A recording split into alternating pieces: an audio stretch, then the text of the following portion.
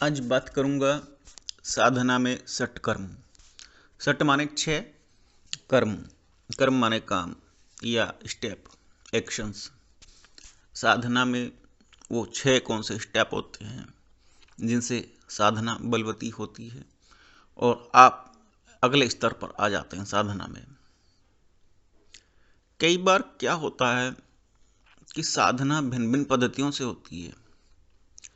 कोई किसी पद्धति से करता है, कोई किसी पद्धति से करता है, क्योंकि हिंदू समाज में या हिंदू धर्म में 13 अखाड़े हैं, उनकी भिन्न भिन्न प्रकार की पद्धतियां हैं। और बाद में बुद्धिज्म भी आया और जैनिज्म भी है, और भी बहुत से संप्रदाय हैं अलग अलग प्रकार के जो ध्यान के स्टेप्स बताते हैं। लेकिन इनके अलावा इस साधना के 6 कर्म शास्त्रीय कर्म पर आधारित हैं और ये शास्त्रीय कर्म के अंतर्गत सभी को वो पार करने ही होते हैं। साधना का अगला स्तर तभी आएगा। साधना में जब आप आगे बढ़ते हैं, लगभग 7 चक्र या कुंडलिनी के आसपास पहुंचने की इच्छा रखते हैं, तो विचारों से जब आपका पीछा छूट जाता है, तब आपके सामने ये उत्पन्न होते हैं। इनकी व्याख्या, इन 6 कर्मों की व्याख्या अलग अलग प्रकार से की गई है, लेकिन ये स्टेप्स हैं ही हैं, 6 के 6।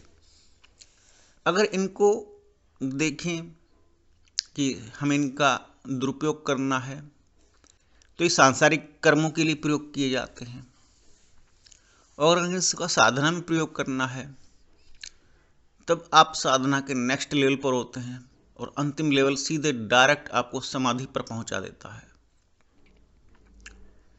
अब सामाजिक रूप से या सांसारिक रूप से मैं आपको ये स्टेप्स बताता हूं, आपने बहुत सुने होंगे, बहुत पॉपुलर हैं, लेकिन साधना में कैसे काम करते हैं ये मैं बाद में बताऊंगा। ये समझ में आएगा तभी। सबसे पहला स्टेप है मारण।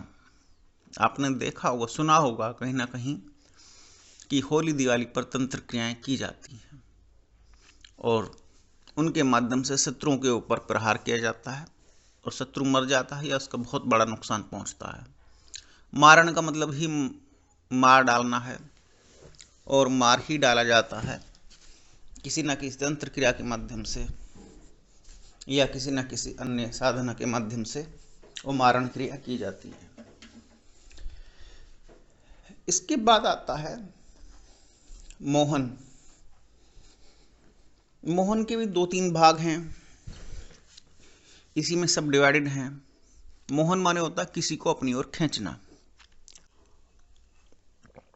जब आप किसी को अपनी ओर आकर्षित करते हैं, तो कहीं ना कहीं कोई ना कोई आपका मन जुड़ा होता है, काम जुड़ा होता है। इस व्याख्या सारी आपको तंत्र शास्त्र में मिलेंगी। आपके अंदर कोई ना कोई किसी ना किसी अपोजिट लिंग के लिए, लड़की हो, औरत हो, या कोई अधिकारी हो, या जिससे आपका कोई काम रुका हुआ हो, उसके प्रति कोई आप क्रिया करना चाह रहे हैं, तो वहां से आपको मोहन रूपी शब्द आता है कि आप उसको अपनी ओर अट्रैक्ट करेंगे, आकर्षित करेंगे। फिर एक आता है शब्द मारण मोहन वशीकरण। आपने बहुत सुना होगा, बहुत पॉपुलर है वशीकरण। कहते हैं कि वशीकरण कर लिया इसका, तो ये सिर्फ उसी की बात सुनता है, बाकी किसी की बात नहीं सुनता। और लोग करते कराते हैं, मुल्ला मौलवी भगत जी सियाने वगैरह लोगों के पास घूमते हैं, अखबार में विज्ञापन पढ़ करके घूमते हैं। एक बार तो एक लड़की मुझे मिली थी, उसने कहा कि मेरा कोई प्रियतम था, उसने बाद में मुझे छोड़ दिया और मैंने उसके लिए ये वशीकरण क्रिया करानी चाहिए। अखबार में जो विज्ञापन निकलते हैं उनके माध्यम से मैंने कोई एडवर्टीजमेंट देखा और उन्होंने मुझसे 5,000 रुपये मांगे, मैंने डाल दिए उनका अकाउंट में। उन लोगों को लगा कि मैं पैसे वाली हूँ और उन्होंने मुझे धमकाना शुरू कर दिया कि अब हम तुम्हारा ही वशीकरण करेंगे। तो मैंने उनका नंबर ब्लॉक किया और बड़ी मुश्किल से अपना पीछा छुटाया। तो ये वशीकरण प्रक्रियाएं होती हैं, इस तरह की भी। लोग उल्टे काम धंधों की तरफ भी जाते हैं, लेकिन सही काम करने वाले नहीं मिलते। अभी तक मैंने बताया माण मोहन वशीकरण। इसके बाद आता है स्तंभन।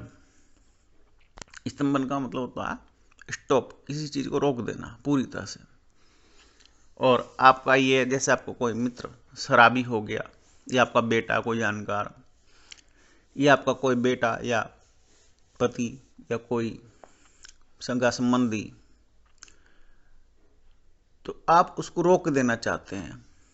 किस बात से? उसको कुसंगति के में जाने से रोक देना चाहते हैं कि वो कुसंगति में न जाए, अर्थात शराब ना पिए या उसके पास ना बैठे, या किसी औरत के चक्कर में पड़ गया है पति या बेटा, तो आप उसको रोक देना चाहते हैं। लोग करते हैं, वो स्तंभन क्रिया होती है, स्टॉप कर देते हैं। स्तंभन माने स्टॉप कर देना, किसी भी गतिमान विषय वस्तु को रोक देना, स्टॉप कर देना। स्तंभन के बाद आता है माण मौन वशीकरण, स्तंभन और उच्चाटन। उच्चाटन का मतलब है किसी भी चीज से जी उचट देना, उचाट देना, जी ना लगने देना, जी ना लगना। और आदमी इस क्रिया के माध्यम से डिप्रेशन में पहुंच जाता है, कई बार पागल भी होता है, और ऐसे केस भी देखने को मिलते हैं। और इसमें उच्चाटन का प्रयोग वहां भी हो सकता है सदुपयोग के मामले में, जैसे मैंने कहा कि पति का उच्चाटन हो जाए अगर वो किसी दूसरी स्त्री के उसमें पड़ गया हो, या बेटे का उच्चाटन हो जाए अगर वो शराब पीने की संगति आदि में पड़ गया हो। या स्वयं भी कर सकता है कोई व्यक्ति, अपने लिए भी कर सकता है कि मेरा जी उससे शराब से जी उचट जाए, नहीं पीना चाहता, लेकिन शराब एक नशा है, वो जबरदस्ती पीता है कई बार क्योंकि आदत पड़ चुकी है। तो माण मोहन वशीकरण, स्तंभन और उच्चाटन। इसके बाद आता विद्वेषण, यानी दो चीजों के बीच में लड़ाई करवाना। मैंने बहुत सारी सासों को देखा है जो ये काम करने में आतुर रहती हैं कि इनकी पति पत्नी की लड़ाई हो जाए और बेटा मेरे कब्जे में रहे। ऐसा मैंने बहुतों को देखा, सुना। और मैंने ऐसा भी देखा कुछ लोग मजे लेने के लिए दो पक्षों की लड़ाई करवाते हैं क्योंकि उन्हें सुकून मिलता है। और रामचरितमानस में तुलसीदास जी ने तो पहले ही कह दिया है, जिन लोगों को दूसरों को दुखी देख करके आनंद महसूस होता है, मैं तो उनको भी प्रणाम करता हूं। अर्थात ऐसे लोग भी होते हैं, ये स्वयं तुलसीदास जी ने भी लिखा और शास्त्र भी प्रमाण देता है। तो माण मोहन वशीकरण, स्तंभन और उच्चाटन, विद्वेषण, ये 6 प्रक्रियाएं हैं, सट कर्म हैं जो आप सांसारिक लोगों के बीच में देखते हैं, जो होती हैं। लेकिन इनका आध्यात्मिक साधना में, योग साधना में, ध्यान साधना में क्या रोल है? जो नंबर उन पर रखी गई है मारण प्रक्रिया, वो आध्यात्मिक साधना में सबसे लास्ट में है, ध्यान साधना में सबसे लास्ट में है। मोहन, ये नंबर 1 पर रखी गई है योग साधना में, ध्यान साधना में। जब तक आप अपने मन को अट्रैक्ट नहीं करोगे, एकाग्रचित्त नहीं करोगे, एक तरफ एक पक्ष पे नहीं लगाओगे, एक बिंदु पर केंद्रित नहीं करोगे, तब तक आपको साधना में सफलता नहीं मिलेगी। वशीकरण, ये इंद्रियों के लिए आता है। आपकी 5 ज्ञानेंद्रियां हैं, 5 कर्मेंद्रियां हैं, ये 10 चीजें, जिसको दशरथ भी कहा गया है। राम जी के पिता थे ना दशरथ, उसका एक बहुत बड़ा रोल है आध्यात्मिक साधना का। वो दशरथ का नाम ऐसे ही नहीं रखा गया। दशरथ यानी कि जो 10 चीजें हैं जो शरीर को चलाती हैं, वो 10 इंद्रियां, वो राम जी के पिताजी हैं। और मुख्य चेतना क्या है? वो राम है। तो वशीकरण में दशरथ को, यानी कि शरीर की 10 इंद्रियों को नियंत्रित किया जाता है। आंखों से देखना बंद कर दिया जाता है, कान बंद, नाक बंद, मुंह बंद। मुंह का तो बहुत फेमस है, साइलेंस आपने सुना होगा, ध्यान साधना में साइलेंस बहुत चलता है।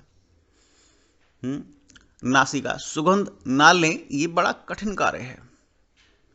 बाण, मौन, वशीकरण, स्तंभन, उच्चाटन, विदेशन, इसमें आप वशीकरण के बारे में जब इंद्रियों को वशीभूत करते हैं, अन्यथा एक आम आदमी इंद्रियों के वशीभूत रहता है। योग साधना में करना इसका उल्टा होता है कि वो स्वयं अपने आप अपनी इंद्रियों को अपने हिसाब से चलाता है कि मुझे भूख लगी है या नहीं लगी है। ऐसा नहीं कि भूख लगी तो खाना खाएगा, कोई जरूरी नहीं है, क्योंकि ध्यान साधना में अपना लक्ष्य निश्चित करना है, उसको पाना है। तो आपका वशीकरण आ गया, मोहन आ गया नंबर 1 पर। नंबर 2 पर वशीकरण। नंबर 3 पर आपका आता है ध्यान साधना में जी उचाट देने वाली प्रक्रिया, और वो एक प्रकार से ही चलती रहती है, लगातार चलती है, कई कई साल तक चलती है। जी उब जाता है, उसे उच्चाटन बोलते हैं संसार से, जिसको आप नाम सुनते हैं। दूसरे शब्दों में जो पॉपुलर वर्ड है वो है वैराग्य।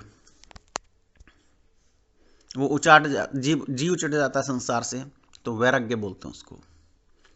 इसकी भी एक प्रोसेस होती है, वो करते हैं। मोहन, वशीकरण, उच्चाटन। अब आपका आता है विद्वेषण। विद्वेषण का मतलब 2 चीजों के बीच में लड़ाई कराना करना, जो मैंने बताया आपको। अब अपनी योग साधना में 2 चीजों के बीच में लड़ाई कहां से होगी? आपके मन में द्वंद्व चलता रहता है हमेशा। द्वंद्व का मतलब 2 चीजों को दो बातों को लेकर के आप हमेशा परेशान रहते हैं। भूत और भविष्य, या कोई भी निर्णय लेने में, या कोई ना कोई द्वंद्व आपके मन में चलता ही रहता है।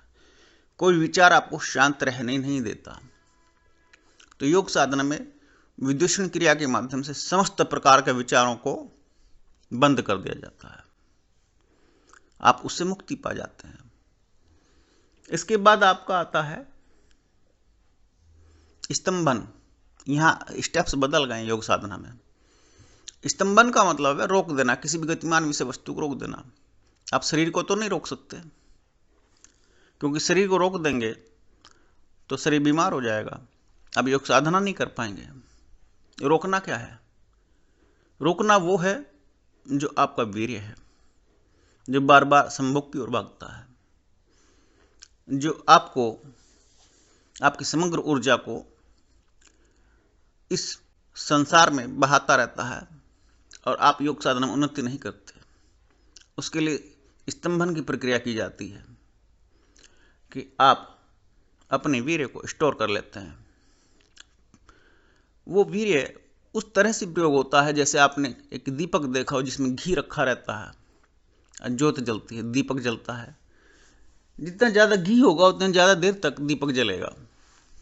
उसी प्रकार से जब स्तंभन की प्रक्रिया अपनाई जाती है ब्रह्मचर्य के लिए, तो जितना आप लंबा समय ब्रह्मचर्य धारण करना चाहते हैं, तो स्तंभन प्रक्रिया के माध्यम से जितना ज़्यादा आपके अंदर वीर्य इकट्ठा होगा, उतना ज़्यादा आप लंबी साधना करेंगे, और स्ट्रॉन्ग साधना होगी, बड़ी मजबूत साधना होगी।